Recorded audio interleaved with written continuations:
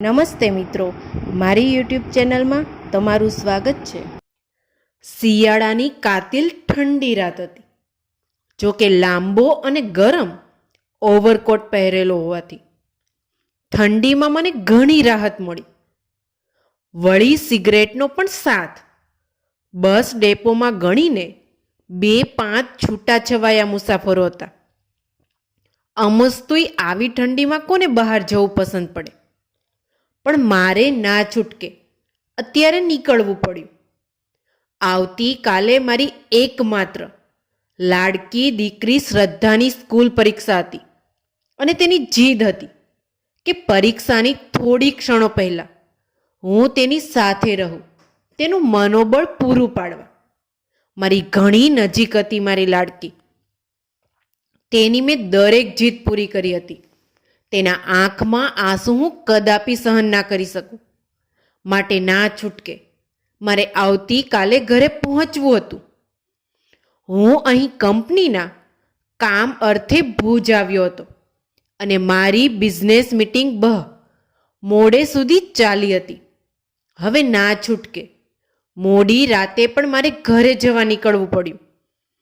હું ઈશ્વરને મનોમન પ્રાર્થના કરતો હતો કે સમયસર હું ઘરે પહોંચી જાઉં, નહીતર મારી લાડકી બહુ વ્યથિત થશે.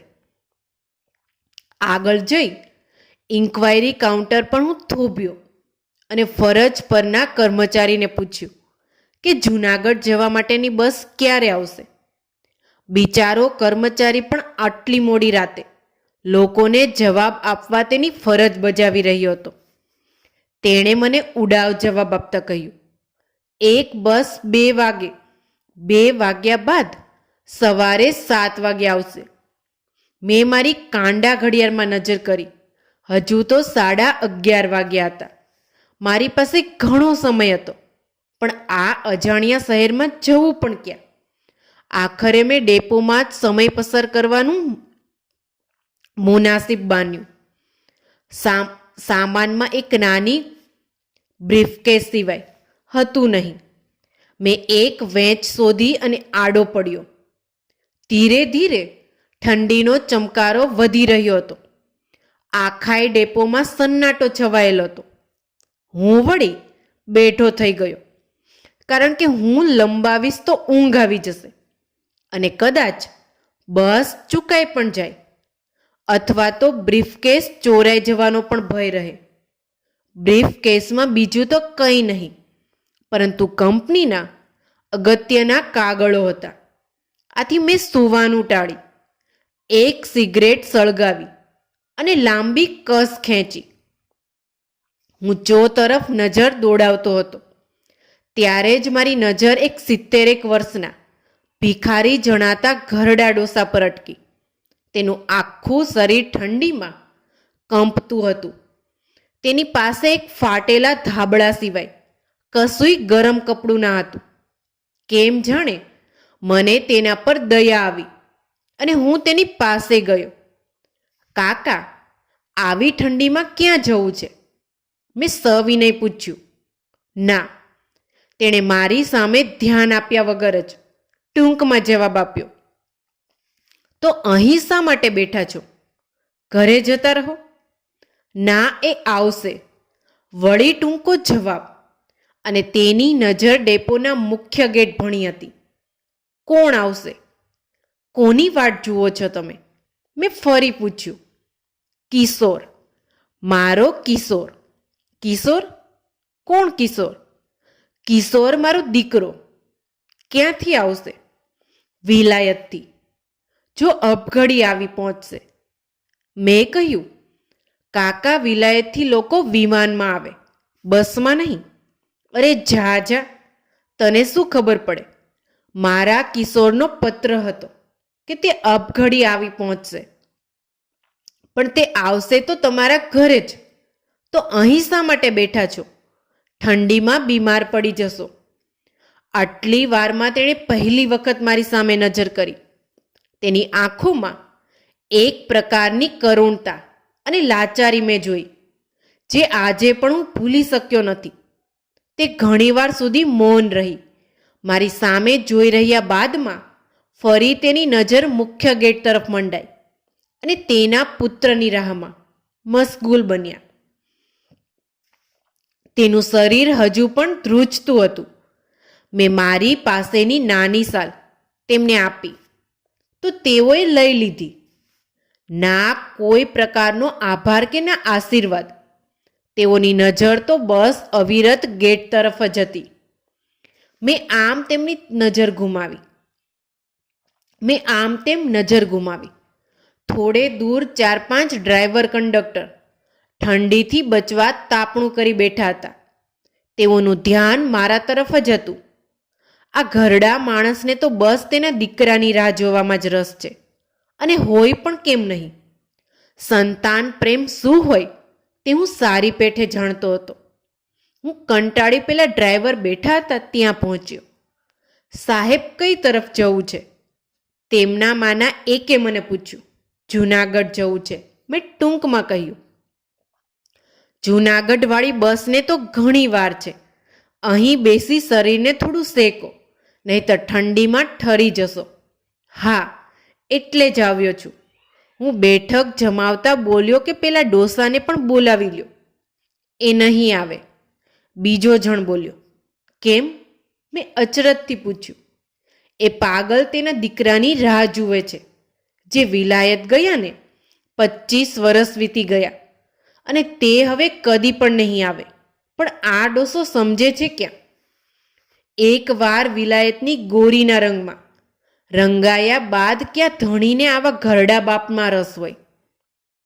અને આ ડોસો તો બસ તેના પાછા આવવાની રાહ જુએ છે. શું ડોસો રોજ અહીં આવે છે? મેં પૂછ્યું. શું કહું સાહેબ, હવે તો આ બસ ડેપો જ તેનું ઘર બની રહ્યું છે. તમારા જેવા દયાળુ મુસાફરો પાસેથી ભટકું ભોજન મળી રહે છે. ઘર ખોરડા વેચી દીકરાને વિલાયત ભણવા મોકલ્યો, જે હવે પરત ફરવાનું નામ લેતો નથી. અને આ પાગલ ડોસો તો બસ તેની રાહ જુએ છે. તો આ ડોસાને વૃદ્ધાશ્રમમાં મોકલી દેવો જોઈએ ને? મેં સલાહ આપી. પણ કેટલી વખત સાહેબ? અહીં સ્થાનિક સંસ્થાઓવાળા ડોસાને કેટલી વાર વૃદ્ધાશ્રમમાં મોકલી આપ્યો, પણ તે ત્યાંથી નાસી અહીં જ ભરાઈ બેસે છે. હવે તો આ બાકડાઓની જેમ જડ થઈ ગયો છે. કોઈ તેની ઉપેક્ષા પણ કરતું નહીં. અહીંના લોકો તો તેની સામે નજર સુદ્ધા નાખતા નથી. અજાણ્યા મુસાફરો થોડું ઘણું ખાવા આપી દે છે. અરરરર, બિચારાની કેવી કફોડી હાલત! મારાથી એક નિસાસો નંખાઈ ગયો. આવી હાલત તો થવાની જ હતી સાહેબ. એક મોટી વયનો ડ્રાઈવર બોલ્યો. ડોસાએ ઘણા પાપ કર્યા છે. તેનું ફળ હાલ તે ભોગવી રહ્યો છે. એવું તો શું કર્યું તેણે? મેં સવાલ કર્યો. આ ડોસો ઘણા વર્ષો પહેલા અહીંનો મોટો જાગીરદાર હતો. જરૂરિયાતમંદોને વ્યાજે નાણાં ધીરતો અને ઊંચું વ્યાજ વસૂલતો હતો. કોઈ ગરીબ આ પાપીના વ્યાજ ચક્રમાં ફસાય તો વર્ષો સુધી તે છટકી ના શકે. ઘણા લોકોના ઘર, જમીન, ઝવેરાત આ ડોસાએ પચાવી પાડ્યા હતા. અરે, અને કોઈ ગરીબ આ ડોસાનું વ્યાજ ના ચૂકવી શકે તો આ પાપી તેની બહેન દીકરીની આબરૂ સાથે મજા કરી પોતાના પૈસા વસૂલતો હતો. કોઈ પણ નીચ કામ નહીં હોય જે આ ડોસાએ કર્યું નહીં હોય. આથી જ ઈશ્વર તેના કર્મોનું ફળ આપી સજા રૂપે આપી રહ્યો છે. ધીરે ધીરે તેનું બધું જ વેચાતું ગયું અને ડોસો રસ્તા પર આવી ગયો. અત્યારે સાવ કંગાળ ભિખારી બની ગયો છે. મેં ફરી એ ડોસા સામે જોયું. તે તો બસ ગેટ સામે જ આશાભરી નજરે પુત્ર આગમનની રાહ દેખી રહ્યો હતો. આજે આ ડોસાની આવી હાલત જોઈ કોઈ કહી ના શકે કે આ ડોસો ક્યારેક ક્રૂર પણ રહ્યો હોય. ખરેખર કોઈએ સાચું જ કહ્યું છે કે ઈશ્વર જ્યારે લાકડી વીંજે ત્યારે તેનો અવાજ નથી હોતો. ત્યાં બેસેલા બધા અન્ય વાતોમાં મશગુલ બન્યા, પણ મારું ચિત્ત તો પેલા ડોસામાં જ ચોંટેલું હતું. આમને આમ કલાકો વીતી. જૂનાગઢ જવા માટેની બસ પણ આવી ગઈ, પરંતુ હું તો પેલા ડોસા વિશે જ વિચારી રહ્યો હતો. ત્યારે જ ત્યાં બેઠેલા પૈકી કોઈ બોલ્યું, સાહેબ, તમારી બસ આવી પહોંચી અને મારી તંદ્રા તૂટી. હું બધાનો આભાર માની મારી મંજિલ તરફ ઉપડ્યો. આખા સફર દરમિયાન પેલા ડોસાની આંખોની કરુણતા અને લાચારી મને દેખાયા કરતી હતી. તેનો પુત્ર તેને મળી રહે તેવી ઈશ્વરને મેં મનોમન પ્રાર્થના કરી અને સમયસર મારા ઘરે પહોંચ્યો. ઘરે પહોંચ્યા બાદ ફરી મારી જિંદગીમાં પોરવાઈ ગયો. મારી લાડકી દીકરી, મારી પત્ની, મારી કંપની, મારા મિત્રો, બધું ફરી મારા જીવનમાં પૂર્વત વણાઈ ગયું. વર્ષો બાદ ફરી ભૂજ જવાનું થયું. બસ ડેપોમાં આવી પહોંચતા જ અનાયાસે મારું ધ્યાન પેલા સ્થાન પર પડ્યું કે જ્યાં ડોસો બેસતો હતો. અને ફરી મને વર્ષો પહેલાંની એ શાંત પણ કાતિલ ઠંડી રાત યાદ આવી ગઈ. આજે એ સ્થાન ખાલી હતું. કોઈ ડોસો તેના પુત્રની રાહ જોતો બેસી રહ્યો નહોતો. બધા મુસાફરો બસમાં ચડ ઉતર કરી રહ્યા હતા. છાપાના ફેરિયા બારીઓ પર છાપા વેચવા પડાપડી કરી રહ્યા હતા. ચોતરફ કોલાહલ ભર્યું વાતાવરણ હતું. દિવસમાં તો બસ ડેપો ધમધમતો હતો. મેં બાજુ પરના ચાના સ્ટોલ પર જઈ એક ચાનો ઓર્ડર આપ્યો અને ચાવાળાને પૂછ્યું કે અહીં એક ડોસો બેસતો હતો તે ક્યાં છે? ચાવાળાએ જવાબ આપ્યો કે સાહેબ, તે ડોસાને મર્યાને તો 2 વર્ષ વીતી ગયા. બિચારાને શરીરમાંથી જીવ કાઢવામાં બહુ તકલીફ પડી હતી. છેલ્લા દિવસોમાં તો તેણે અન્ન જળનો પણ ત્યાગ કર્યો હતો. તેના મુખમાં તો બસ તેના દીકરાનું જ નામ હતું.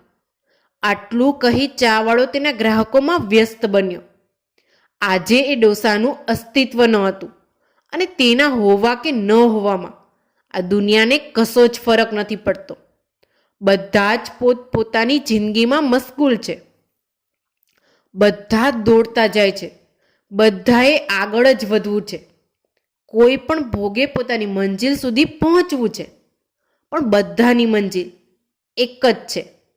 સૌએ છેવટે તો અહીં જ વિલીન થઈ રહેવાનું છે. મિત્રો, તમને મારી આ સ્ટોરી ગમી હોય તો કમેન્ટ બોક્સમાં જરૂરથી બતાવજો. આવી જ સરસ સ્ટોરી સાંભળવા માટે મારી આ ચેનલને લાઇક, શેર અને સબસ્ક્રાઈબ કરો. Thank you so much.